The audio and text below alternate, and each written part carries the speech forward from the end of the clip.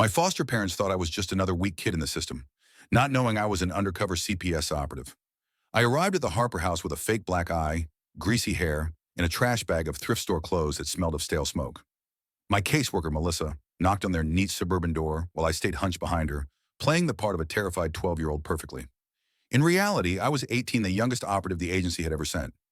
Mrs. Harper's friendly smile disappeared the moment she saw me. She eyed my torn sneakers and carefully applied bruises, then coldly told Melissa to leave the paperwork on the porch. Melissa insisted on the standard orientation, but Mrs. Harper scoffed that she'd handled dozens of these kids before.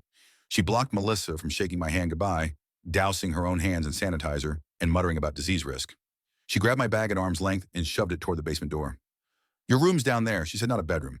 Just a concrete space with a stained mattress and a single bare bulb." She pointed to a bucket in the corner, explaining the upstairs bathroom was for family only. The teddy bear I clutched, the only item I'd fought to keep, hid a small camera in one eye. She even demonstrated the lock on the outside of the door, claiming it was for my protection in case I sleepwalked. At dinner, I sat on the floor while the Harpers ate roast chicken. Mrs. Harper tossed me a crust of bread and a cup of water, promising better food for good behavior. Their daughter, Claire, joked that the last foster kid had to wait a month to earn peanut butter. When I reached for the bread, Mr. Harper smacked my hand hard enough to sting. I'd read the file. 3 kids had died here in 5 years. All ruled accidents, but living it was worse. That night, I activated the teddy bear's emergency transmitter.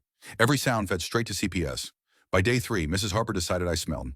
She dragged me into the backyard, stripped me, and blasted me with icy water from the garden hose while the neighbors pretended not to stare. Food became a weapon. Looking at her children meant no breakfast. Speaking without permission meant no lunch. Mr. Harper was the real danger. When his wife was out, he'd sit on the basement stairs telling me how past foster kids had fallen down these very steps or accidentally swallowed poison. His knife was always in his hand. On day 7, Mrs. Harper accused me of stealing when Claire had actually slipped me a granola bar. She yanked me upstairs by my hair, my teddy bear thudding behind us, still recording.